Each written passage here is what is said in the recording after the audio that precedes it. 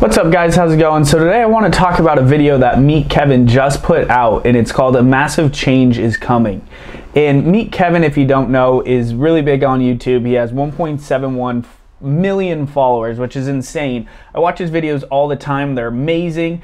And I wanted to go over this video today because it's been in the headlines too that there's going to be a switch to the stock market, and where are people going to put their money if there's no opportunity? We see the stock market trade sideways for the next 2-3 years. So today I want to kind of go over his videos, tell you if I agree with them or not, and give you a little insight. If you haven't watched his video, it's called A Massive Change is Coming, and it's a good insight as to where to put your money. So here we go.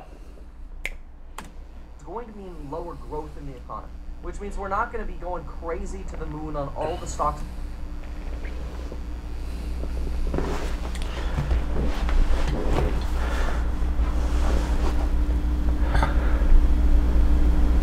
So over the past couple of years, we've seen crazy growth in the economy. Well, actually with assets, just in real estate, and the stock market has gone nuts as well. So even during a pandemic, we've seen great growth over the past couple of years. A lot of people making money hand over fist. So what we're seeing now, and a lot of talk that's going on, is this inflation that we've seen over the past 6 months, and if it's temporary or if it's going to go on a lot longer than people think. But what Kevin kind of talks about is how within the next 2 months, September, October, November, December, before 2022, we might start seeing a little taper in regards to inflation, and this can affect home prices as well as the stock market. So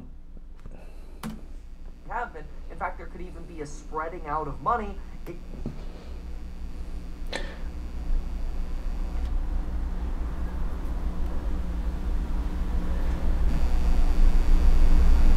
The feds are saying we're going to see a little slowdown in the economy. A lot of people are talking about, slower growth in wages, slower growth in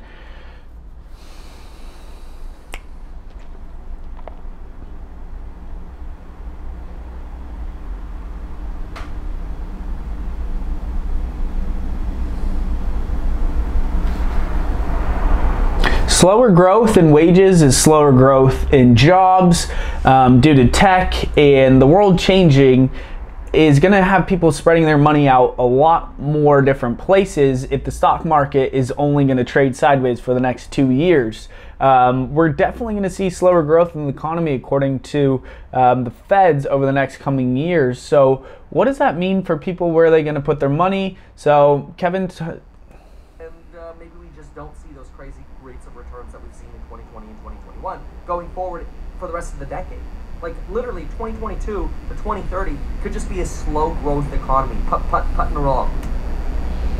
So 2021, 2022, to 2030 could just be a slow growth economy, and we might not see those returns we've seen over the past 2 years and just see that little putt along. Like Kevin says, and if this is the case, then people are going to start spreading their money out a little bit more. I think. And so I'm trying to determine where is something in this list where I have a lot of experience and we can make lots of money, almost for sure. I say almost because don't sue me, bro. But the answer is real estate. And now I know that sounds potentially boring to some of you, especially in the stock world. So a lot of you know Kevin started out in real estate as a realtor and has invested in real estate in Ventura, and I'm sure a lot of other places here in California, but as far as I know, Ventura. And he did really well as a real estate agent, and after his growth on YouTube, he's been making a lot more money from YouTube and putting his money in stocks because it's a lot easier and a lot faster growth if you're making the right moves in the stock market with a lot of money, and it's not as much effort as going out and finding wedge deals. But he goes on to talk about how this list of places to put your money, one thing he does know is real estate. So he is a big advocate of finding wedge deals, and I'm sure he has a lot of people on the ground like other realtors and potentially wholesalers that he works with to find him wedge deals because they know he's strapped with cash and always ready to buy if it's a good opportunity, which equals an easy sale for either the wholesaler or the real estate agent. But I want to say I definitely agree with them, especially here in California. A lot of things are changing. Newsom last Thursday, I believe, abolished single family zoning. So what that means is developers can now take a single family home that's zoned for single family and put a fourplex on it, or a triplex, or a duplex, or 2 homes on the same lot. So this gives the opportunity for developers to go out and purchase homes for $1 million and wipe it out and put another, let's say 1-2 into it, and now they have a fourplex that's sitting on a prime location, whether it's in LA like Bel Air or somewhere in Los Angeles. I don't think Orange County is going to really allow that. I think they're going to fight back a lot harder than Los Angeles will. But somewhere like Venice, you have a lot of renters. A developer can go in there and put fourplexes in the middle of a nice single family neighborhood, which a fourplex, if it's bringing in, let's say, $1,700 per month per unit, is going to be worth a lot more than one single family that's sitting there at a 3-bed, 2-bath that's bringing in, let's say, $4,000 a month. So this gives a lot of opportunity and kind of changes the game here in California. But a lot of people are afraid because of the taxes, as well as. But I'm thinking about, and I'm not sure of this yet, I want to hear from you in the comments, thinking about potentially creating a fund where anybody can invest in the real estate work that I do, so that you don't have to. I mean, you obviously can. Like, I got a whole course on my strategies. It's a real estate investing course linked below. It's next to Stocks and Psychology of Money. You can use that 40% off coupon to join this. You get all my strategies there. But I'm potentially thinking about using my expertise in real estate and buying real estate in a market where we just don't build enough homes, and we're unlikely to ever build enough homes.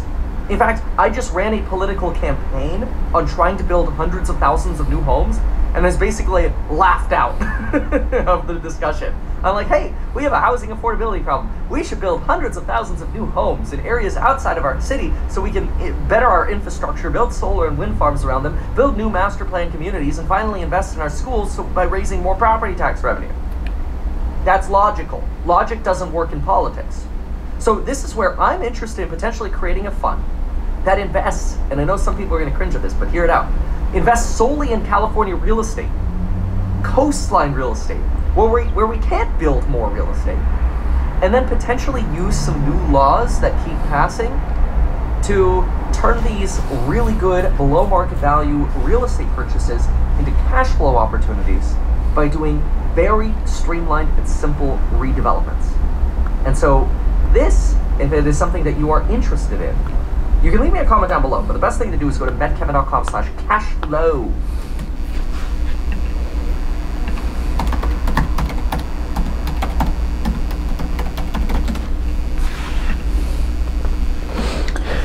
So he goes on and kind of pitches us on basically a fund that he wants to start in purchasing properties under market value in coastal communities here in California. And I think that's genius, because I'm living here in Laguna Beach and there's nowhere to build a house unless you purchase an old one, knock it down, and redevelop. And that's exactly what he's talking about, because there's no room here and they're extremely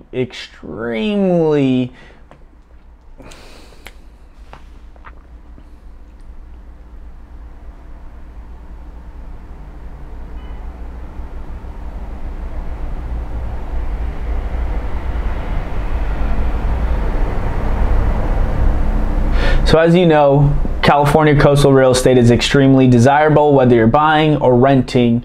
I'm here in Laguna Beach, and I know it's one of the toughest cities to build a home in. So aside from Laguna Beach and outside of Orange County in Ventura or wherever Kevin's talking about, is a great idea, because there's nowhere to build. You can just redevelop. And the notion of people wanting to live in California, whether you're from the Midwest or the East Coast, is never going to go away. We have the sunshine here and beautiful coastlines, and California will always be California, no matter how politics go and how bad it gets with homelessness in Los Angeles. There's always going to be outskirts of, you know, downtown LA that aren't as bad, where people flock to that have money. So I think that Kevin is on to a spectacular idea, and I would love to invest with him, but I'm sure the returns wouldn't be as great as myself going out there and kind of mimicking what he does. But since I don't have millions of dollars like Kevin does, my thought process is going to these towns that are more affordable,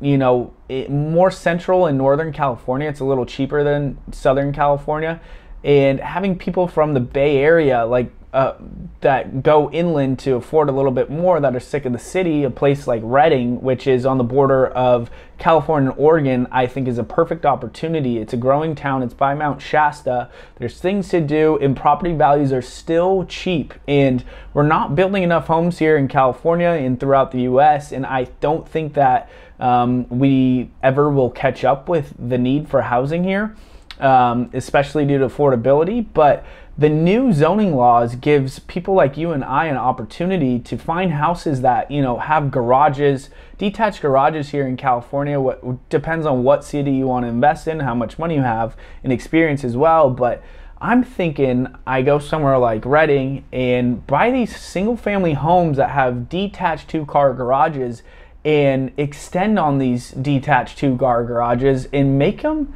ADU units. And you know, you're buying a house for $340,000 and you're putting 25% down, or potentially 10% if you are using a first-time home buyer, 3.5%, and you are creating cash flow off of these. So up there in Redding, I give Redding example because I have a friend who has family up there, and I noticed it's pretty cheap here in California. You buy a single-family home for $349,000 and rent it out. And within the main unit, you can cash flow maybe $200. But if you're putting an extra $20,000 into that detached garage to make it a cash flowing unit, you're going to be cash flowing probably $1,200 off of these single family homes. So if you can find enough cash to go out and do that and get creative, I think there's a lot more opportunity here in California. Although a lot of people are leaving California, the ones that are staying,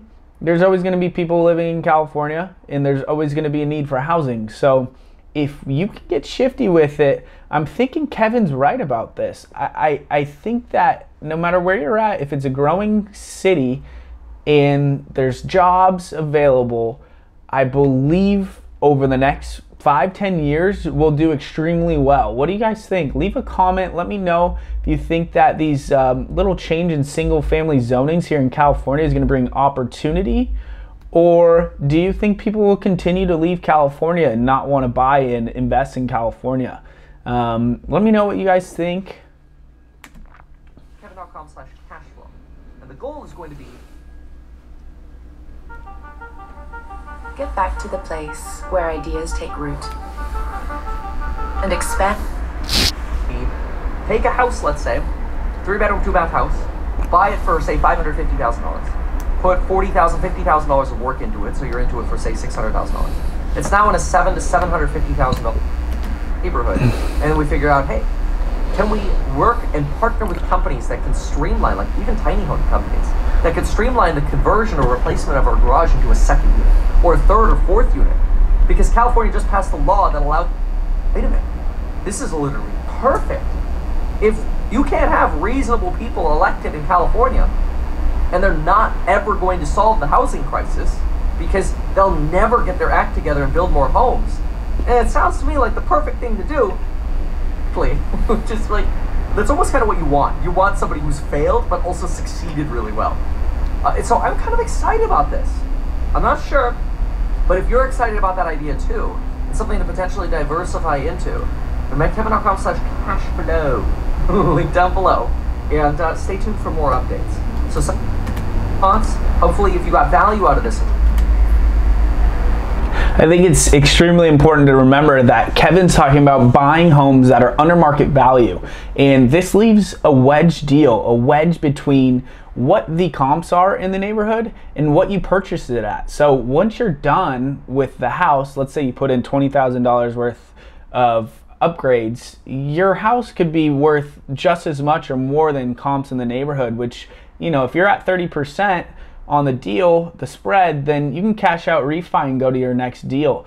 But I think that Kevin's spot on with this, and me personally, I'm going to be going and trying to buy these single family homes that have detached garages in neighborhoods where there's jobs, there's more people moving there, and they have those detached garages. So thank you guys so much. Let me know what you think in the comments. Continue to watch, like, subscribe, and I'll see you in the next video.